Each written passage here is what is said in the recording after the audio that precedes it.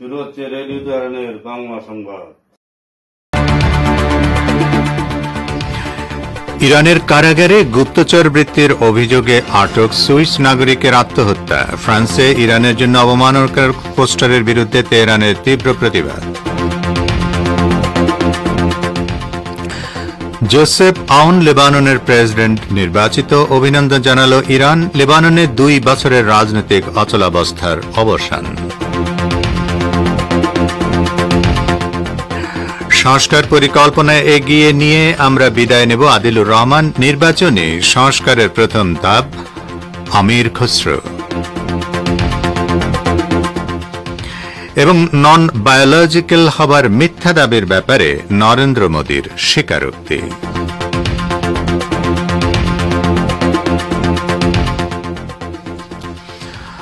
আসসালামু আলাইকুম শ্রোতা বন্ধুরা, গুরুত্বপূর্ণ সংবাদ শিরোনাম শুনলেন এতক্ষণ। এবারে বিস্তারিত বিশ্ব সংবাদে আপনাদের আমন্ত্রণ জানাচ্ছি আমি নাসির মাহমুদ। ইরানে গুপ্তচর বৃত্তির অভিযোগে আটক সুইজারল্যান্ডের একজন নাগরিক কারাগারে আত্মহত্যা করেছেন। ইরানের সেমনান প্রদেশের প্রধান বিচারপতি মোহাম্মদ সিদ্দিক আকবরী এ খবর জানিয়ে বলেছেন, সেমনানের প্রধান কারাগারে এই ঘটনা ঘটেছে। তিনি আরও জানান, আটক সুইস নাগরিক ডিভিশন প্রাপ্ত বন্দী ছিলেন এবং তার সঙ্গে এক কক্ষে একজন ইরানি বন্দীও ছিলেন। বৃহস্পতিবার সকালে সুইস বন্দী তার ইরানি সহবন্দীকে তার জন্য খাবার আনতে অনুরোধ করেন। ওই সহবন্দী খাবার আনতে গেলে সুইস নাগরিক নিজ কক্ষে আত্মহত্যা করেন।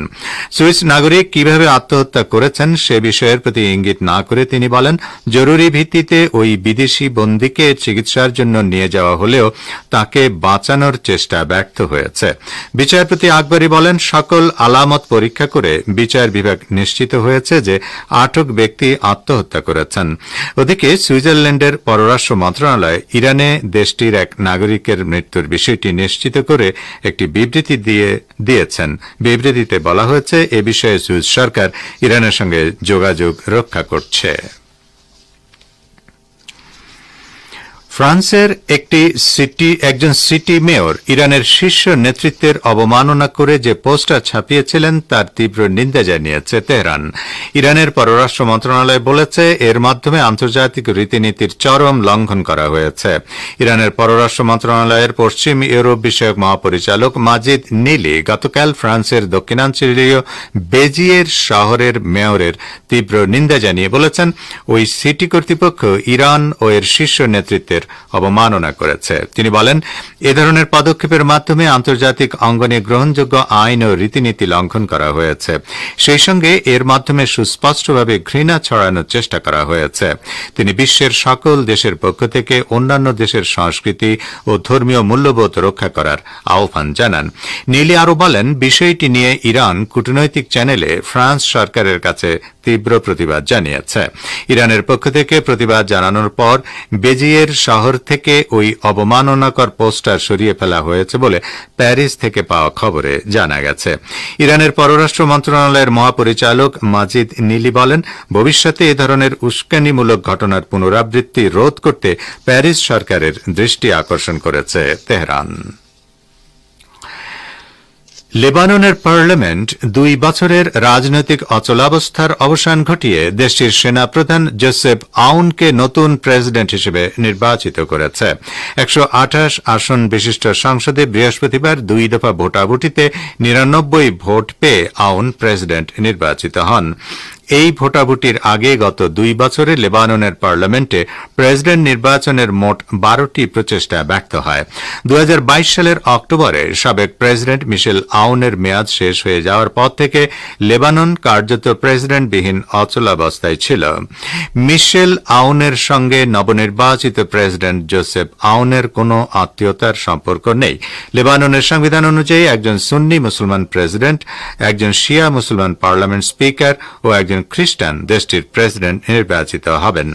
লেবাননের ইসলামী প্রতিরোধ আন্দোলন হিজবুল্লাহ এর আগে প্রেসিডেন্ট প্রার্থী হিসেবে সেদেশের একটি ছোট খ্রিস্টান দলের নেতা সুলেমান ফ্রাঞ্জিয়ের প্রতি সমর্থন দিয়েছিল, কিন্তু বুধবার ফ্রাঞ্জিয়ে প্রতিদ্বন্দ্বিতা থেকে সরে গিয়ে জোসেফ আউনের প্রতি সমর্থন জানালে আউনের প্রেসিডেন্ট নির্বাচিত হওয়ার পথ উন্মোচিত হয়।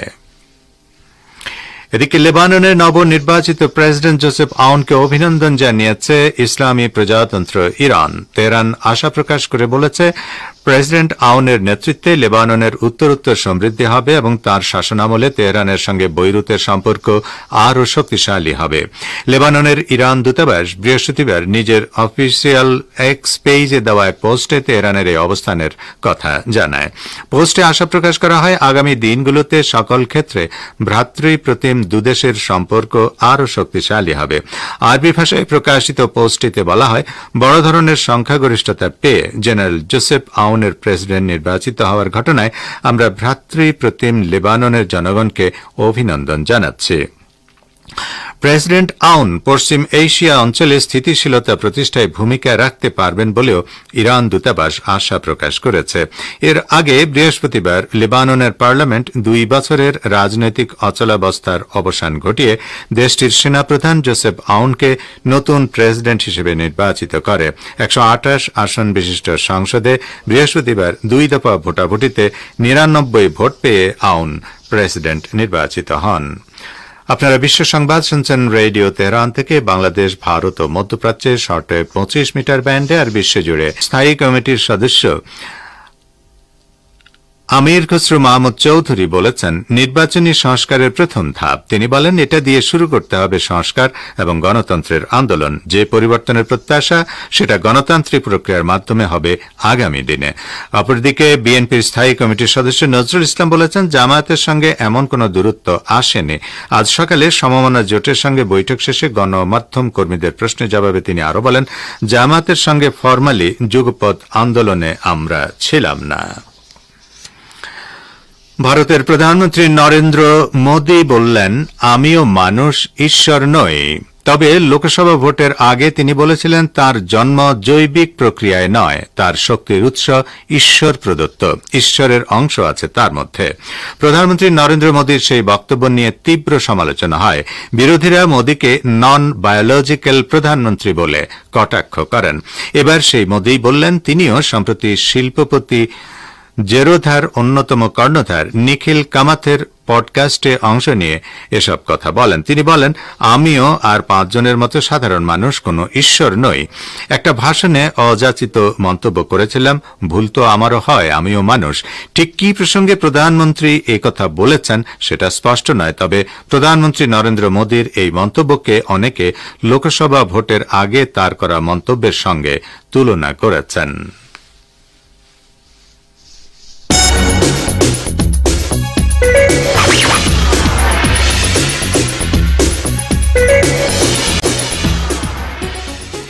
বিশ্ব সংবাদে আবারও স্বাগত আপনাদের। জাতিসংঘের সহায়তায় সিরিয়ায় একটি অন্তর্ভুক্তিমূলক সরকার গঠনের আহ্বান জানিয়েছে পাকিস্তান। বার্তা সংস্থা ইরনার বরাত দিয়ে ফার্স্ট টুডে জানিয়েছে, জাতিসংঘে নিযুক্ত পাকিস্তানের স্থায়ী প্রতিনিধি মুনির আকরাম নিরাপত্তা পরিষদের বৈঠকে ওই আহ্বান জানান। সিরিয়ার পরিস্থিতির উপর জোর দিয়ে তিনি বলেন, সিরিয়ার ঐক্য এবং জাতীয় সার্বভৌমত্ব রক্ষার জন্য একটি অন্তর্ভুক্তিমূলক সরকার গঠন অনিবার্য। ওই সরকার গঠন প্রক্রিয়ায় জাতিসংঘের সমর্থন ও সহায়তা থাকা উচিত বলেও মনির আকরাম মন্তব্য করেন। জাতিসংঘে পাকিস্তানের স্থায়ী প্রতিনিধি আরও বলেন, সিরিয়ায় শান্তিপূর্ণ ক্ষমতা হস্তান্তর করা সেদেশের জনগণের রাজনৈতিক, নিরাপত্তা এবং কল্যাণমূলক বিষয়গুলোকে এগিয়ে নেওয়ার জন্য একটি অপরিহার্য বিষয়। সিরিয়ার সশস্ত্র বিরোধী দল এবং সন্ত্রাসীরা বাশার আসাদকে ক্ষমতা থেকে অপসারণের লক্ষ্যে 27 নভেম্বর 2024 তারিখে আলেপ্পোর উত্তর পশ্চিম, পশ্চিম এবং দক্ষিণ পশ্চিম অঞ্চলে অভিযান শুরু করে। 11 দিন পর 8 ডিসেম্বরে তারা দামেস্ক শহরের নিয়ন্ত্রণ নেয় এবং বাশার আসাদ দেশত্যাগ করে। হামাসের রাজনৈতিক ব্যুরোর সদস্য মুসা আবু মারজুক বলেছেন, 20 জানুয়ারির আগেই এবং নেতানিয়াহুই সেই ব্যক্তি যিনি গত কয়েক মাস ধরে চুক্তিতে পৌঁছাতে বাধা দিয়েছিলেন, আজ তিনি চুক্তিটি সম্পন্ন করার ক্ষেত্রে প্রধান বাধা। আবু মারজুক বলেন, 20 জানুয়ারির আগে সমঝোতায় পৌঁছানো এবং আমরা আশাবাদী। এই আশাবাদের আমেরিকার নির্বাচিত প্রেসিডেন্ট ট্রাম্পের অবস্থান বিপক্ষে। তিনি চুক্তি সম্পন্ন করার জন্য এবং যুদ্ধ শেষ করার জন্য 20 জানুয়ারি তারিখ নির্ধারণ করে দিয়েছেন। এর পাশাপাশি মধ্যস্থতাকারী সকল পক্ষের বৈঠকে ইসরায়েলি প্রতিনিধির দলের ক্ষমতা সীমিত করা, গাজায় একটি সম্পূর্ণ ইসরায়েলি প্রতিনিধির দলের ক্ষমতা সীমিত করা, গাজায় একটি সম্পূর্ণ এবং অন্তর্ভুক্তিমূলক চুক্তিতে পৌঁছানোর জন্য ইহুদিবাদী সরকারের উপর আন্তর্জাতিক বিভিন্ন মহলের ক্রমাগত চাপ ইত্যাদি কারণে একটি চুক্তিতে পৌঁছানো এবং যুদ্ধের অবসান ঘটানো থেকে খুব বেশি দূরে নই বলে মন্তব্য করেন হামাসের এই নেতা। ইরানের সেনাবাহিনীতে অচিরেই নতুন 1000 কৌশলগত ড্রোন যুক্ত করা হচ্ছে বলে খবর দিয়েছে এই বাহিনী। প্রতিরক্ষা সক্ষমতা শক্তিশালী হবে। ইরানের সেনাবাহিনীর গণসংযোগ অধিদপ্তর বৃহস্পতিবার জানিয়েছে, দেশের প্রতিরক্ষা মন্ত্রণালয়ের সহযোগিতায় উৎপাদিত ড্রোনগুলো আগামী কয়েকদিনের মধ্যে সেনাবাহিনীতে যুক্ত হবে। ইরানের সেনাবাহিনীর স্থল বিভাগের commander brigadier general Kiumars Heydari বৃহস্পতিবার এক অনুষ্ঠানে বলেন, তার বাহিনী হাজার হাজার ড্রোন সহ অন্যান্য অত্যাধুনিক সামরিক সরঞ্জাম গ্রহণ ও সেগুলো ব্যবহার করার সক্ষমতা অর্জন করেছে। ইরানের নতুন এই কৌশলগত ড্রোনের 4টি জরুরি সক্ষমতা রয়েছে বলে জানান জেনারেল হায়দারি। ইসলামী প্রজাতন্ত্র ইরানের স্বেচ্ছাসেবী গণবাহিনী বাসিজের 1,10,000 সদস্য আজ শুক্রবার তেহরানে প্রতিরক্ষা ক্ষেত্রে তাদের নানা সক্ষমতা প্রদর্শন করেছে। এইসব প্রতিরক্ষা সক্ষমতার মধ্যে ছিল নানা ধরনের সন্ত্রাসী হুমকির মোকাবিলা এবং ত্রাণ ও উদ্ধার অভিযানে অংশগ্রহণ। ইরানের ইসলামী বিপ্লবী গার্ড বাহিনী বা আইআরজিসির আয়োজিত প্যারেড কর্মসূচির অংশ হিসেবে এইসব তৎপরতায় অংশ নেন বাসিজের এই সদস্যরা।